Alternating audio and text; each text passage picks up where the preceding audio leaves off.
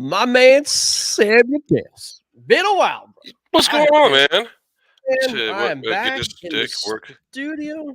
All right. It's really difficult when you're America's most adorable co-host to have to sit in the big chair and be the host. And anybody who dealt with and had to suffer with what me and Drew did for you over the last couple of weeks, if you stuck around for the whole hour and a half, thank you.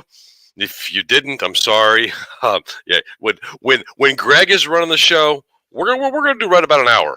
But if I've got to run the sticks, strap in and make you some coffee because it's going to go a while. Well, it's been much appreciated, man. I wish I could come in. Obviously, I appreciated you guys talking about the draft, and then you guys went down a dirt road. I don't even remember. You know what I mean? But man, I mean, the draft is over. NFL. I mean, honest with you, I mean, look. It's been a couple weeks now, but I mean, look, I'm looking at the draft. I think hands down, the Jets, the Giants, and let's see, what was I say? The Jets, the Giants, and Detroit is the last. Are the three teams that absolutely destroyed the draft. I thought for sure that those guys have really done themselves well, and I thought the Jaguars actually did pretty well too. And adding in their talent, but it's gonna be interesting NFL season, man. One thing I found out, like Chicago Bears, I mean, they were going in, this is my team, but they were going in. They have so many needs. They didn't help out Justin Fields at all. No. They addressed the secondary, which was a major problem with them, with the defensive coach, defensive minded, philosophy, and they're gonna play hardball, man. These guys that they got are brutal. I mean, tacklers. I mean, they punish the runner. They punish the wide receivers. So it's going to be a physical style ball, man. Chicago's going to play. They're not ready. They're going to be an absolute train wreck on offense this year. But I'm pretty happy that they've solidified their defense. I would say from your point of view, from a Bears fan point of view, I wouldn't. This was a very good year to go offense. I believe next year is going to be a very good year to go offense. But when you know that you're not there, get you some defensive players and let them get in and get acclimated. Next year, they're going to be picking. What do you say? Probably top 8 at the worst. Probably, man. I mean, and here's the thing too: Chicago's going to have over $130 million in cap space next year. So again, everybody knows that this year is going to be just a suck year. Get these rookies in, get them, into the NFL and acclimated. We still got some contracts we absolutely need to get rid of, like Eddie Jackson, Cody Whitehair, and all these guys that are just draining, the pot. But next year we could have close to $140, $150 million in free agency money. And dude, it's going to be just lovely. It's going to be awesome. Yeah. And it's if this year is any message going forward, it's going to be that you're going to have to pay your offensive guys. As receivers want some big paychecks. They've got some big paychecks. They're going to get some big paychecks. Yep. So I like the idea of drafting a receiver myself. Any team that took a receiver in this year's draft, I'm giving them a better than passing grade because I thought there were lots of really good wide receivers to be had. How can Minnesota turn down Jameson Williams when they have? They had, first of all, they went back in the draft. They didn't get a lot of capital for that move, and they gave that pick to a division rival. I don't understand what they did there, man. I mean, you got Jefferson and Williams as your wide receiver core. Come on now, you could have had that. Why would you pass it up, man? That makes no sense. He was one of the receivers I was most high on in this draft. He had the knee injury in the playoffs, right? He blew out his ACL. Yeah, but those injuries don't bother me as much as they did 10 years ago. I don't think. Yeah, I mean, they don't have Civil War technology anymore, man. These guys can get back. Right. It's 6 months and these guys are ready to go. But even with the injury, he's one of the receivers I was most high on. Oh, Sam, Panthers just scored. Yeah, I got it up here too. You can't see the setup, but I got the phone because Burnt Couch Studio here does not have TV capabilities, but you can play it on your phone. So Yeah. I've got Oh, man. I've got the phone right here. That's what's off to my right. To all my Yeah, viewers left. well, we're doing this live, man. I mean, it's Monday night, and the Rangers and Penguins are tied.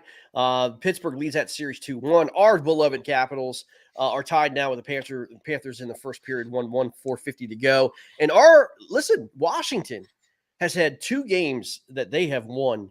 I mean, destroyed the Panthers.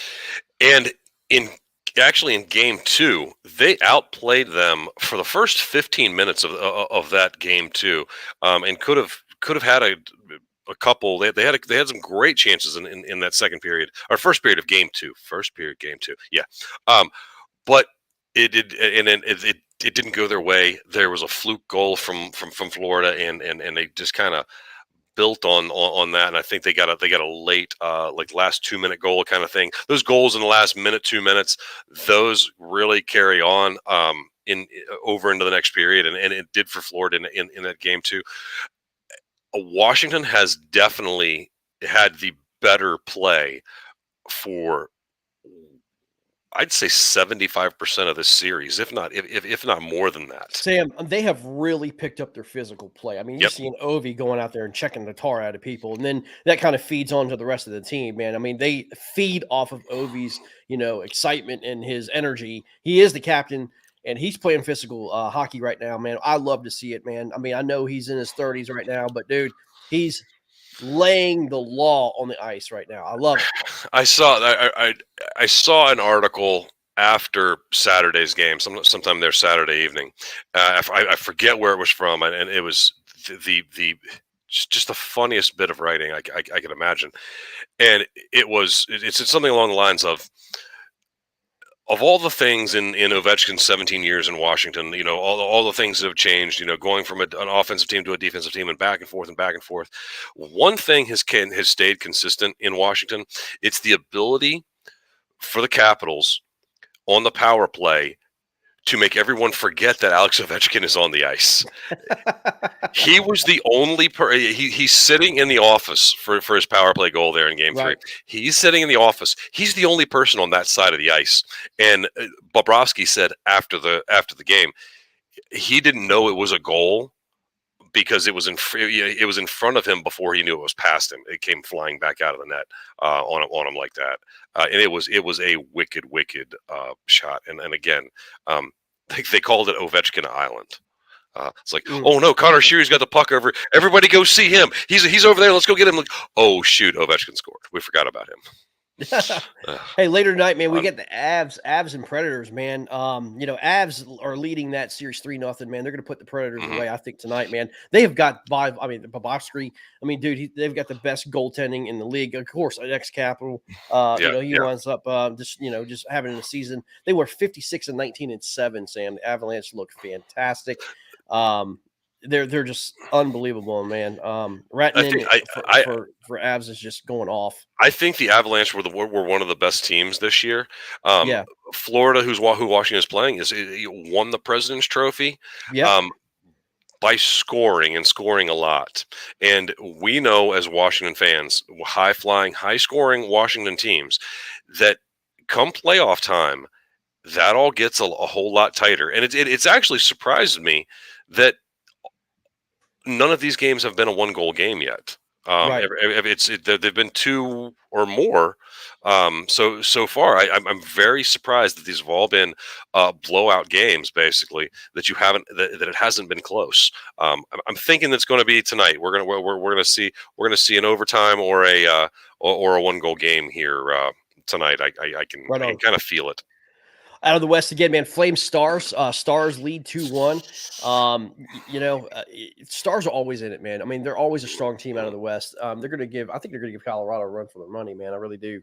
It's going to be interesting. And man, Bruins Hurricanes tied 2-2, man. That's a series. That's some Marshawn is playing out of his mind again. There are some players on both sides of the ice there that just know how to play. The Hurricanes have been in the playoffs for quite a few years now, as have Boston. Most of your teams in the East have, with the exception of Florida, have been there and done this multiple years. So everybody, when you get out of the East, you're going to have gone through a gauntlet. Whoever does come out of the East, and I have not been as thrilled with Washington play throughout the season. But something about this team has looked just a little bit different here in the playoffs. And I'm not, I don't want to say anything way too early. It's only a 2-1 series lead in round one. But with the experience on this team, I am not going to count this Capitals team out until someone has beat them 4 times in a series. Well, here's what bothers me. Obviously, it's the youth. I mean, the youth legs is always going to do these Capitals, older veterans, man. I mean, this is an older team, man. It's the oldest team in the NHL. I mean, it's tough. I mean, they got old legs, man. I mean, again, they may win the first series or maybe the second series, but dude, like this is going to be a grind all the way through June, and I just don't see the Capitals being able to have enough stamina to get through this gauntlet known as the Stanley Cup, man. I mean, you got guys like Sebastian Aho from Carolina, man. I mean, these young guys. So, I mean, they're super talented, quicker, stronger, faster. I think I mean, I love my Caps, man. Don't get me wrong, man. Right. But eventually, the speed will catch up with it. The Washington played best at the beginning of the season. At the beginning of the season, they had more of their young players up, and I think there are some good young players that, given the time to develop, can come in and backfill on this team the places they need to spell those older legs of Ovechkin and Backstrom and Karlsson and Kuznetsov and Wilson and Oshie when they get up there. I mean, that's a heck of a bunch right there. But I like a lot of the Capitals' younger players too. That I don't think the pipeline is completely dry for Washington. No, I hear you, man. I mean, I think our defense is playing just fantastic, man, and they're coming in on the offense too. So, in offensive scoring. So I love it, man. I think they're coming up and they're playing they're playing their style hockey, physical. Protect the blue line, dump it, and then just pin these guys against the boards, man. I love it. And that's something else that I've read is that Florida is trying to play that physical game. They are trying to play a game that they completely are not built for. Yep. And are not accustomed to, having played a high-scoring first team in the salary cap era to average over 4 goals a game in the regular season. So you're fast, you're high-flying. The playoffs are a lot slower. There's a lot more grinding and hitting, and the physical nature of the Stanley Cup playoffs are a very different animal than what the regular season is, and we watched the Capitals do that for many years. This Florida team looks like a Washington team of old, the Washington Young Guns, and back in the early days of the Rock the Red era, and so this Florida team is good, and this Florida team is completely capable. This Florida team could reel 3 in a row off and knock our Capitals out. I'm not going to put anything past this team. You know how we are in the playoffs, man. You know how we are. I mean, it's going 7. I know it could, man. I mean, but look, if Washington wins the night, man, they slam the door. They go to Florida. They'll probably lose that first game to Florida, but they'll slam the door in Florida and win. And we'll see what happens. Hey, man, Lightning Maple Leafs, my favorite series of the Stanley Cup playoffs so far. It's tied to 2. Stamkos and Austin Matthews are going at it, man. Both guys have 106 points for the season. These guys, I mean, they're putting on a show. I don't know if you saw that game the other night, man. No, I was my gosh, it's incredible. I can't remember which night I was watching. I was watching one of the games, but yes, very good game, very good series of 2 very evenly matched teams. Yeah. And if the Capitals could escape their first round series, that's who they'd be looking to see in the second round. In Toronto, Washington had fits with Toronto. Give me Lightning over. Give me Lightning over the Maple Leafs any day. The Maple Leafs are a dangerous team. I like kind of what's going on in Toronto. They may. I think they're going to get past Tampa. But their second round matchup is going to be a whole lot more interesting because the Stanley Cup playoffs is a shift by shift, period by period, game by game. Everything changes. You change locations, the style of play changes. It, like no other form of playoffs that there is, I believe. Right. Hey, I want to give a big shout out to Todd. Todd Patrick's watching us tonight. Hey, Todd, what's going on, buddy? He's asking what are we going to talk about tonight. Oh, stay tuned, man. We're kind of just going through the NHL playoffs. We are going to talk about your historically bad, awful, pathetic Cincinnati Reds. Stay tuned for that, man. We're going to get into that. Oh my gosh, I can't wait to that, man. Oh, I've heard some bad things. When you get to Cincinnati, I'll tell you some of the bad things that I've heard. Let's just. Well, there's a tease. Hang around. Just stay tuned, because I mean we're going to go off on the Reds. And then Blues Wild. They're tied 2-2. I mean, a lot of great series going on right now. And then finally the Kings Oilers. Connor McDavid, by the way, man, the best player in the NHL. They're tied 2-2. I would not be surprised if Oilers go very deep into the playoffs here, man. Me either. Connor McDavid. Yeah. Awesome. But I just. In the Stanley Cup playoffs, experience always seems to win out. Yeah, almost always. 2019, the Hurricanes upset the Capitals in round one. So that would totally throw my argument off. But you're going to find those things a little bit every year. But I like Colorado a lot this year.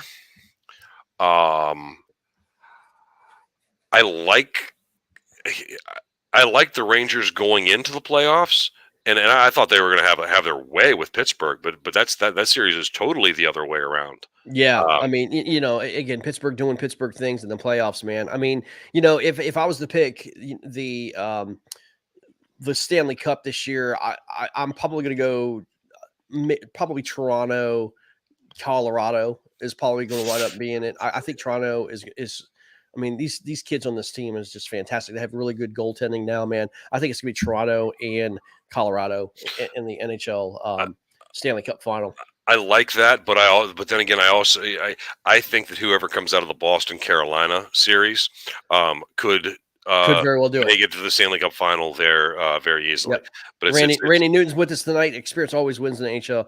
Ain't that the truth? That's why we're big Capitals fans here, man. So, by the way, in the first period, 1-1 on both the Capitals, Panthers, and the Rangers in Pittsburgh as we speak. Sam, I'm going to get in something real quick, man. Let's talk a little bit baseball. Let's talk about baseball in general, man.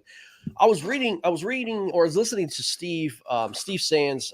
He's out of Chicago, and he was broadcasting with the Peacock Network.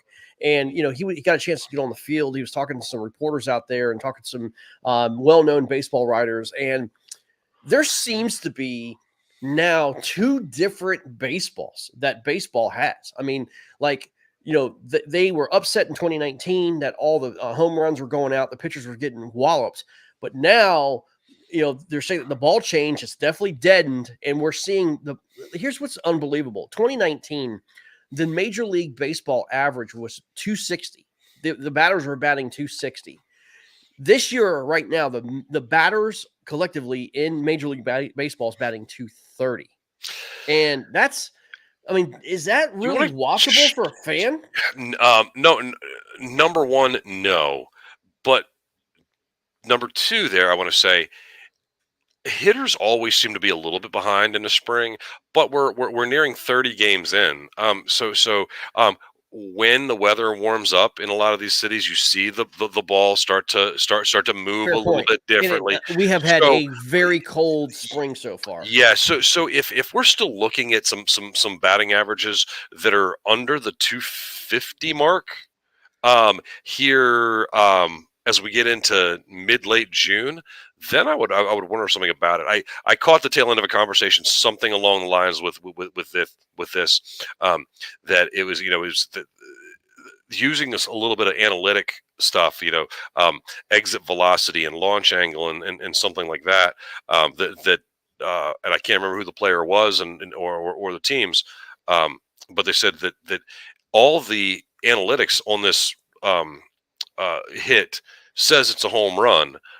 but it doesn't even make the warning track. It's not even dropping out. Exactly. And I think that's where, fans are, I mean, the players are getting frustrated. And, obviously now they're really wanting the shift being taken away. And by the way, Sam, have we seen the worst umpiring ever in 1 year so Oh far? man, These I umpires are missing by, I mean, not inches, dude. They're missing by a foot. I mean, it's horrible yeah, umpiring behind the I plate. I can't stand that. I don't know why a laser line strike zone can't be implemented. I think that the AAA did something along those lines. It's not a robot umpire thing, but it's you would get a consistent strike zone. Yeah. Strike zones changing from Friday to Saturday, Right. early game to late game, pitcher to pitcher.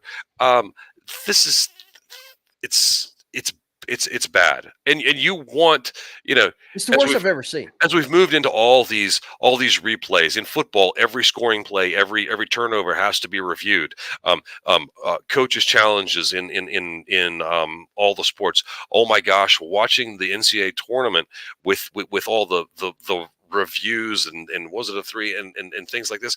They want to check, verify, review everything except strike zones in Major League Baseball. Uh, Oh, yeah. I don't get it. Obviously, there's an incident, obviously, with Angel Hernandez, with the worst freaking calls I've ever seen in my entire life. I think it was Schwerber, when he was playing for the Phillies. It was unbelievable. And, I mean, calling strikes and, I mean, way outside and low. I mean, it was so bad, man. It was so bad. But anyway, let me go over to kind of give everybody an update of what's going on in baseball. I mean, Yankees lead the East, man. They're 20-8. They're about 2.5 games up over the Tampa Bay Tampa Bay. I say Devil Rays all the time, but it's the Rays. Yankees look pretty good, man. They look very stout. Their pitching's been fantastic. I would have not at all thought that. I mean, again, we are very early in the season, but 20-8 says something even this early in the season. Yeah. The Dodgers are the only other team who hasn't lost 10. Correct. So Yankees are only second behind the Dodgers in runs allowed, which is pretty outstanding because Yankees could, historically speaking, I mean, always, have high scoring games, both allowed and runs scored. But I mean, right now they have a differential, man, 49 runs between runs scored and runs allowed. That's huge. yeah, and it's let's if we can't talk about this offense thing a little bit. The NFL has definitely moved itself toward the rules are geared for the offensive players. Everybody can pretty much agree on that, right? Mm-hmm. Yep. Hockey has done more to increase scoring chances. Basketball it's kind of morphed itself into more of a high scoring game now, getting Correct. players up and down because it's more fun and it's more watchable. But baseball has is reverted back to the pitcher. and don't get me wrong. There's nothing wrong with a really I good like pitch. it. There's a good. I like it. If But I mean, if you can I watch also like a hitting. nice pitcher's duel, a 2-1 game that finishes in about 2 hours and 35 minutes, that's great. But I don't want to watch a 3-2 game that's taken 3.5 plus No. hours. No. If you want to keep me watching, keep the offense happening. And I am very. I mean, I guess I have to kind of give up this fight. I'm an anti-DH guy. Always have been, but it's a fight that we on the anti-DH side have lost. So let's just accept it and move on. I like the banning the shift thing. I do too. I think I'm. Big fan of There's that. very few people who they're like, well, learn to hit the ball where it isn't, or where they're not. It's not always that simple when it's coming. Well, when you've got a nasty slider coming to you at like 94 miles an hour, you punch that down the third baseline. No, it's not just not that simple. So I think the shift takes away from the integrity of the game. If you wouldn't have had a second baseman and a Sam, shortstop. but let me give you the devil's advocate on this, okay? These are professional hitters, okay? They have the shift on. The third baseman's basically playing shortstop at that point if it's a left-handed batter. These batters need to learn how to hit it to left field. I mean, they're professional hitters. Just bunt down the third base line. They'll get rid of the shift. Okay, I'll give you that, but when they made the change a couple years ago that a relief pitcher must face 3 batters, Yes. So why not, if you put the shift on, if you shift for this batter, you have to keep the shift on for the next batter. That was one I would be perfectly okay with. Then the shift still exists and it's still legal and you can still employ it, but you have to strategically employ it. So do you want to shift for this lefty with a right hander coming up behind him, who's going to take it down the third base line? But I mean, No, no, Sam. But I mean, look at it like this. I mean, let's compare it to the NFL, right? You have so many defensive packages for every skill set that's out there, right? Baseball does the same thing. You have a defensive package for the batter that's there, that's playing offense. And if you have, I mean, look, I hate the shift. Don't get me wrong, I hate it. But these are professional hitters, dude. These guys need to learn to hit the ball to the other side of the field. Make them punish that. They can turn that shift into a double. You know what I mean? If it's that bad, you know what I mean? They could, but with home runs where they were last year, strikeouts were also up, and it's been said that teams are accepting of strikeouts. I don't care if you strike out 3 times in a game. If you come up in the bottom of the 8th with 2-1 and knock it out of the park, I'm cool. But because we got the 3 runs out of it. Right. So it's not a base hits aren't sexy. Doubles aren't sexy. Yeah, but you know who does the best at this? And I hate to say it. It's the Houston Astros. They play what's in front of them. Yes, I mean, and that's the most balanced team that plays. They play well, the shift well. They hit the ball. They go for singles, doubles, and whatever it takes. Steal bases. I like that because there are so many of these facets of the game that you need to employ. The same thing. The White Sox are doing the same thing. I mean, I think they have the most stolen bases in the Major League Baseball. But I mean, they're doing what they have to do. Now, look, I mean, here's the deal. Like the White Sox lineup, I mean, I think Tony La Russa is doing a pathetic job with this kind of talent that's on their team. Thus, they're in second behind the Twins in the Central.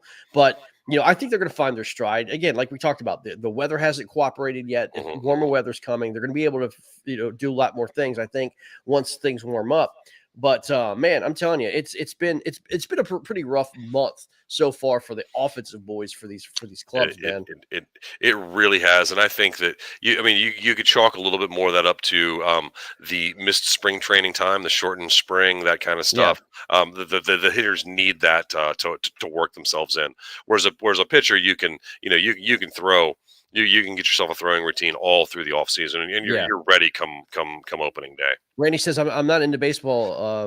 They took the fun out of the sport. They did this year. I mean, there's no doubt about it. I mean, they did everything they can to take the fun out of it, no doubt. Who are you excited to turn on a baseball game to watch? I'll tell you who I'm excited about. And I can't stand this, Sam. The New York Mets. Scherzer is undefeated, dude. Yeah, I love watching Scherzer, man. And you know what other team that I'm interested in just a little bit is the Phillies. Yeah, it's they're unpredictable. They're unpredictable. And that might be the reason. But always well, back in my day, well, of course, but the era of baseball that we grew up with, those Atlanta Braves teams of the 90s, the Glavins, the Smoltzes, and the Maddoxes, I would tune a game in because John Smoltz was pitching. I would turn on a St. Louis Cardinals game to watch Vince Coleman take 4 pitches, walk, and then steal second and third bases. That stuff was great because you knew these players were going to do that. Now, a Bryce Harper comes up and strikes out on 3 pitches, and it's like, well, there he goes. I mean, that's all I can do. So can we talk about Bryce Harper for a second? 2 years ago, he was the MVP of the league. What the heck happened to Bryce? I mean, is he just sitting on his contract? What happened to this guy? I think it was MVP last year. If it wasn't last year, it was the year before. But yeah, I don't know. Man, he he took the baseball world by storm when he came up with the Nationals. His contract negotiation and with the Nationals was big news here. It was big news when he left to go to Philly of all places, and he took a massive deal. It was all about the Ducats, and man. he was the highest paid player for I think about 3 weeks, right?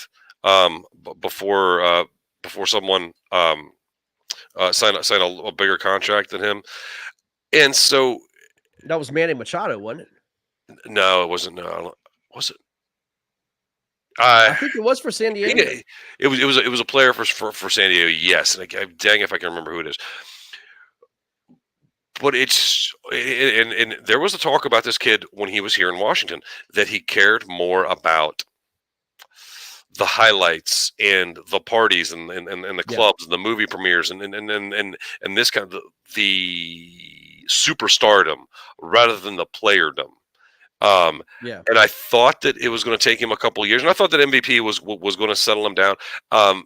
Maybe it's going to take a couple more years. I don't think he's ever going to be a consistent 45, 50 home run guy, 100, 110 RBI.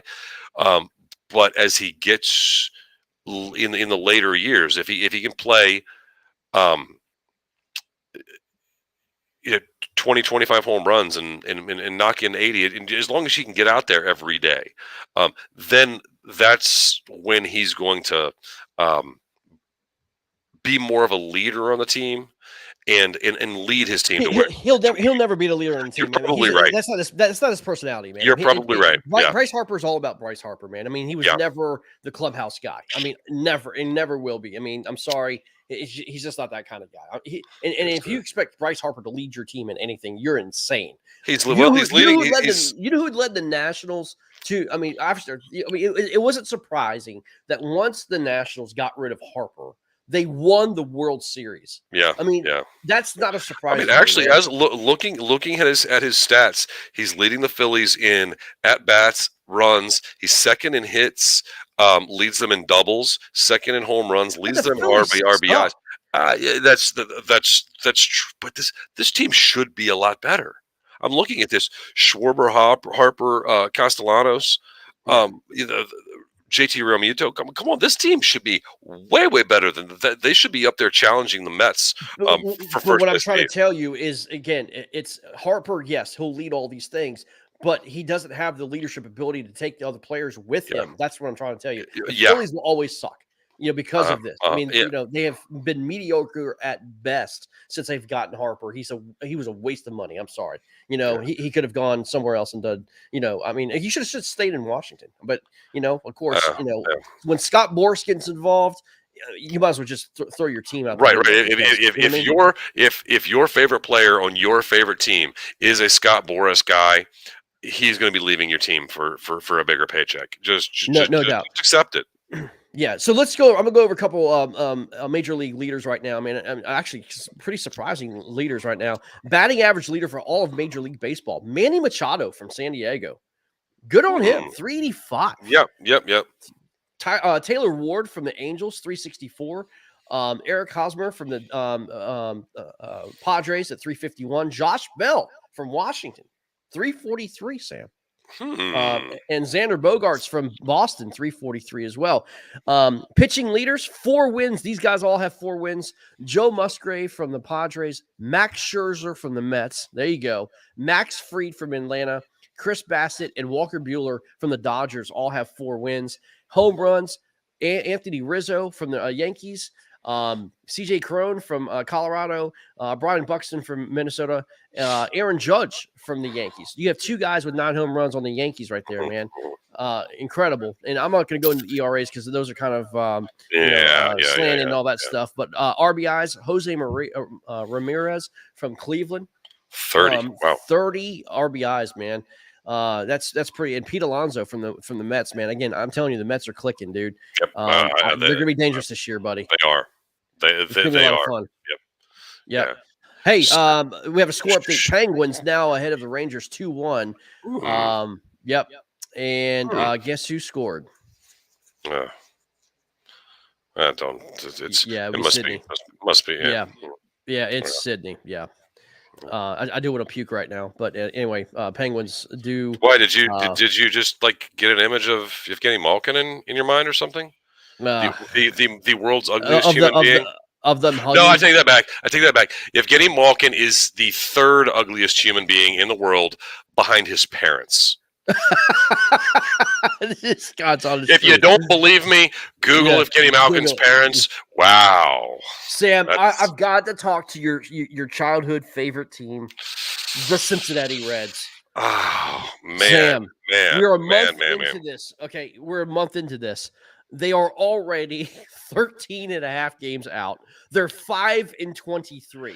We got 5 wins. 5 of them. They have I have won this a man. game. They Wow. have won. They have a negative 79 run differential. This is a historically terrible team. 100 runs in 28 games. Wow. Wow, that's bad. This is historically bad. Wow, I don't know what's wrong there. I really, really, really don't. Didn't they get Yasiel Puig a couple years back in a trade? With the Dodgers. And Cincinnati is a team that last year was kind of looking on the they had a chance to be on the uptick, and then it just didn't happen. And Sam, I can't explain 5 wins. I'm I gonna really tell you how can't. bad. I'm gonna tell you how bad this team is. Their team batting average is 204. Okay, they have a 204 team batting average, and their pitching earned run average is 6.57. Drew is leading them with 5 home runs and 15 RBI. That's bad. On yeah. Can you imagine? I Think about that for a second. That's I'm looking at this mind-blowing. lineup. This looks like a AAA roster. It absolutely does. Are they tanking it for a number 1 pick? Is there somebody that's worth it coming out? I don't know how Cincinnati can be this bad. Unless so bad. it's management ownership. So the thing, Hey Sam, Panthers Caps 1-1. Penguins just scored again. Gunsel now 3-1 against the Rangers, man. Wow. Pittsburgh's laid them on, man. This is another one of those cases of experience versus talent and youth. The Rangers are a young and talented team, but not quite. I mean, but Pittsburgh has. I mean, all the experience there in Pittsburgh. Come on, that is a. It's going to be a tough team to take out in any round of the playoffs. So let me get back to Cincinnati here for a second, please. I heard this week and a half ago, something like that. It's still very early on in the baseball season, but that Cincinnati is being talked about as one of the teams that needs to be moved to another city, and that my heart fell out of my chest thinking about that. This is Cincinnati because the Cincinnati Red Stockings were the first professional Major League Baseball team. The Cincinnati gets they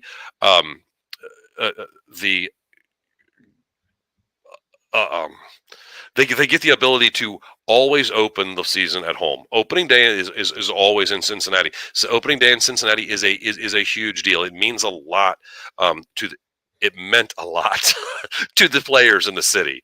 So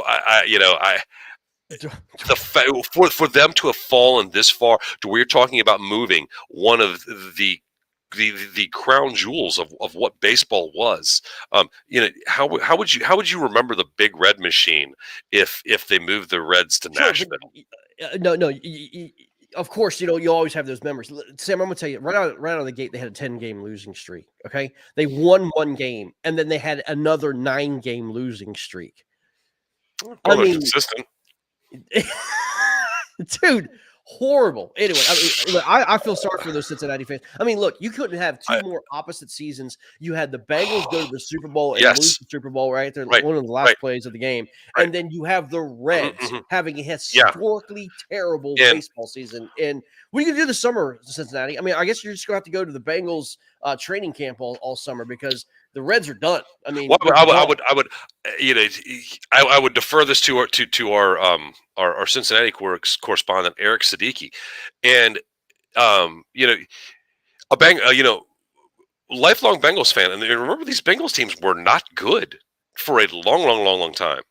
Cincinnati had some years where they flirted with some better records and things like that, but the way I looked at Cincinnati sports was the Reds were ahead of the Bengals.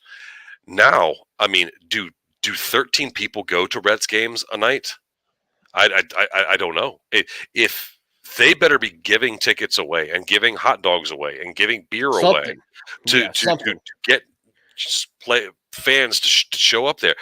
But if you want to distance yourself any more from what the Cincinnati Bengals did, and then as soon as the Super Bowl ended, our teams were already saying, "Hey, I can see Cincinnati being right back here next year," and so the Reds just decide we don't like winning. We're going to see if we can we can top the Baltimore Orioles and lose more than 120 a year, Yeah. and it's looking extremely possible in Cincinnati. Oh, but I it's so feel bad. bad for the city. I feel bad for the fans. It's so bad. I mean, what a waste of a But season.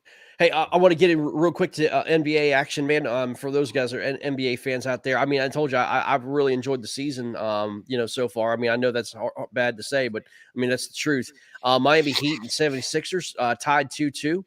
It's a great series, man. They're going to be at let's see, I think they're going to be at the Miami 76ers are at Miami tomorrow night, 7:30 on TNT. But they're tied 2-2. Great series there. Hey, can I say this? Is Eric Spoelstra the most underrated coach in NBA history?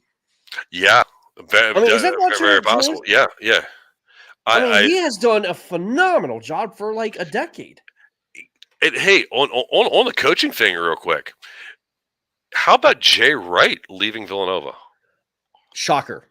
I mean, Yeah, look, we've had some legends walk away, man. yeah. Roy Williams walks away last year. Mike Krzyzewski walks away this year. Obviously, I think Boeheim's going to walk away next year, I don't and think and, there's and Jay Wright uh, gone. yeah, I and mean, Bob Huggins. I don't see him saying it. These and you know, there's been some stuff I'm hearing about the NIL and the transfer portal and how things like that. terrible it is. And it's like we're like it I seems think it's like going to carry over to college football. boosters I really, really do. well, that's where I think I heard it was that boosters are trying to pay these guys money since they have those NIL monies that they can get to hey, enter the transfer portal and come to my school. That uh, it seems like it couldn't get worse. It couldn't be a worse idea. But we'll see how that all shakes out. I think that the NCAA is going to have to get a handle on this thing really It's fast, and that's what I heard there's was no part of set the rules. reason. It's the wild, wild Right, west right, right now with the and that's what I NIL. heard. Part of the reason that Jay Wright stepped down from Villanova was that this recruiting nightmare. I think they called it TikTok recruiting. That's how much time you have to impress a recruit to come to your school is the amount of time that they'd be watching a TikTok. So Correct. I don't blame him. And uh, college basketball started uh, having issues. I would say it's still a great sport. I love March Madness. One of my favorite things in the entire sporting year. But the one and done thing when it started rearing its ugly head. Oh shoot, that has to be 15-ish years ago now, if not Mhm. more than that. Yeah. It was. I think definitely more than that. Because wasn't LeBron one of the last ones to skip college, come to the NBA? Correct. So I let the players need to develop, and I think that they're getting a lot of bad advice. I like what they do in football that the players you have to be 3 years out of your graduating high school class before you can be drafted. Yeah, but I mean, football and basketball are completely different sports. They Obviously, from a yeah, they physicality absolutely are. standpoint, But it's I'm definitely just talking about on different. the pure college Yeah. athletics. It's not about college athletics anymore. No, And no. you know, But you know what? You know what? The NCAA is getting exactly what they deserve, Sam. You know, they're getting they have taken advantage of these kids for so long. They have made mhm.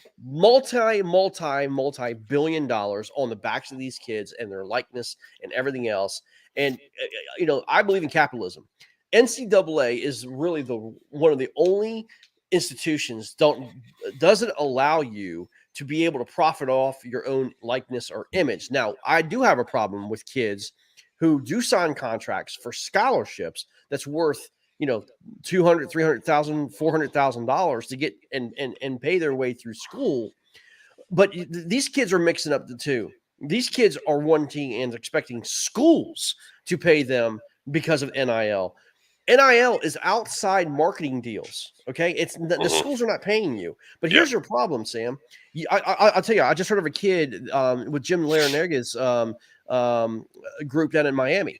He brought this kid in. This kid had a $400,000 existing NIL contract from the old team that he had brought in. Well, the point guard was currently with Miami right now. He's upset because this new kid's coming in with a $400,000 NIL, and this kid only has a $200,000 NIL, and he's threatening to leave because he wants a $200,000 more increase in his And that's what I'm NIL thinking. pay. Some of the stuff That's crazy. was it's like the boosters were just coming in and saying, okay, all right, well, here's $200,000 for you know of an NIL. You know, I own Jim's Bait and Tackle in Miami. But I can, you know, I can you be the spokesman for my tackle shop, and I'll give you 200 grand. And the guy, you know he does his tackle shop is smaller than Burn Couch Studio here. So Yeah, it's going to get worse before it gets better. Oh, no doubt. And you mark my words, Nick Saban is going to be the next big coach to leave. Mark my words. I'm telling you. I don't know. He's not gonna Big coach. put up I think that it's going to be when Texas, Oklahoma come to the SEC, and some of the limelight is off of Alabama. And they have to compete with a school like Texas and with Oklahoma and this NIL stuff and this money stuff. Then I think Saban leaves. I think it's a couple more years, but yeah, it's going to happen. Hey, I will tell you this: Texas will definitely outbid players because they have a lot more money than Alabama would ever see. But at the end of the day, Alabama, talent-wise, is never worried about Texas. I mean, look, Texas this draft, Sam, had 0 draft picks. Their football program sucks, and I mean they are. But they haven't had enough time to buy themselves a football team. I think they only need a couple of years to buy themselves a football team, and. But I'm just telling you, Saban's going to get out before all that happens. And it might. I think a couple of years here for him.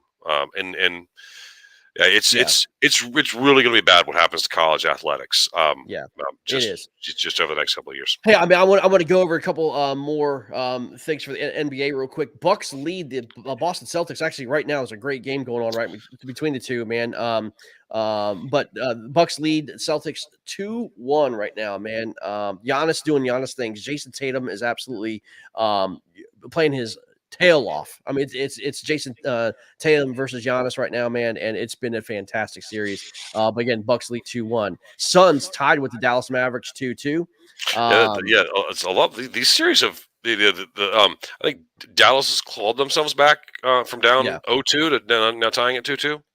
Yeah. I mean, yeah, exactly. So Suns, as I said, tied with Dallas Mavericks. There's a big thing that happened with Chris Paul out the other night, man. Some kid from the Mavericks fan base did something to one of Chris Paul's family members, and I mean, Chris Paul's threatening this kid. It's just crazy stuff, man, going on right now. But anyway, I mean, Chris Paul, you need to worry about winning the game, bud. You know what I mean? Yeah. Let cooler heads prevail. Golden State Warriors, man, they're phenomenal.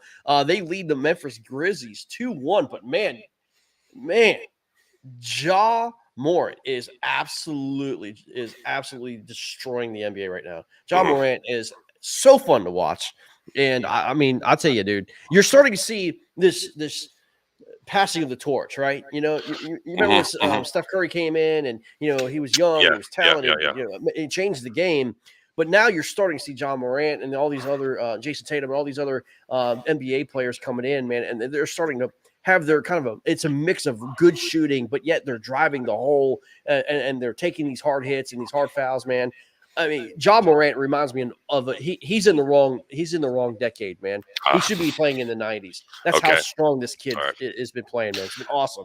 Yeah, it is very interesting how much basketball has changed. It's how it changed from the Kobe Shaq era to the LeBron era, and you're like, wow, man, that stuff happened fast. Now then the Curry era, and now you're looking at the Morant era, Yeah. Yeah. possibly starting. This Fun. stuff is happening lightning fast. Yeah, it's fun. Oh, Penguins now up 4-1, Sam. Wow, wow, wow. And that's another series, except for that triple overtime game one.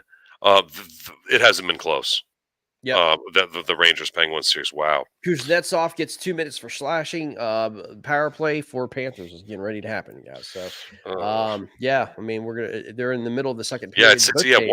Washington had a lot of power plays there in the first period. That's how they took that quick 1-0 lead there. And now they're like, the Capitals are marching one right after the other into the penalty box, and with a high-powered offense like Florida, you can't do that. You got to be careful. Stay out of the penalty box. Well, man, listen, that's going to be it, man, for the show tonight. Let's go Caps, man. Let's get another W at home, man. Let's go. And man, I enjoyed it, man. We actually talked very little NFL. We got through a lot of stuff, and so you and I haven't got a whole lot of time here. So it seems like almost always at the end of the show, I want to take an F1 minute or so. Formula One raced in Miami. Here this past weekend. I didn't get a chance to look up what the attendance figures were, as last year's race in Austin was over 400,000 people made it there for the weekend. So wow. This is there's now 2 races in the United States. Next year they're adding a Las Vegas Grand Prix. So the Formula One will race 3 times next year in America, as so long as they renew the contract in Austin. But your powerhouse team of the last 8 years, decade or so, Mercedes has really fallen off. It was some major rule changes with aerodynamic packages and stuff like that. And at the beginning of the season, people were saying, "Hey, the Ferraris, it's going to come up big this year." Ferrari was a manufacturer that under the last set of aero rules and engine packages and things like that was not doing well. And Ferrari's at the top of the Constructors' Championship, and they've got their driver leading the series. And there's some good racing going on between Verstappen and Leclerc. So it's there's lots of fun to be had with some Formula One on its race weekends. Hey, I want to tell you, if you haven't already subscribed on our Facebook, our YouTube channel, hit the subscribe and like button. Sam, we're over now 70,000 views on the YouTube channel. We're closing in on magical 1,000. That we're closing in on that magical 1,000 number pretty quick, and let me give props to you here, Greg, because it is definitely being driven by the KBBT. KBBT National Championship just happened this past weekend. Congratulations to Derek Brundle. Congratulations to him. That was a great win, a big win. And this stuff, like, I woke up Saturday morning and there's KBBT action on, and then came back a little bit later on the day, and here it was again. So it's you don't have to sit down and spend 6-8 hours with a KBBT or the KFL, which is set to fire off here. Is it June 4th? June 4th, man. Yeah, and actually I think it was the draft show that Drew and I did, and like the one and only comment was, "Football's boring, talk fishing." So, and I mean, I had to give it to the guy. I'm like, hey, I enjoy it too, but really, Greg is the fishing guy. It's what is he's gonna bring you some of the best fishing coverage that there It's is. gonna be amazing. And you've got some great people there helping you out along with it. And there are some great talent, some great fishermen.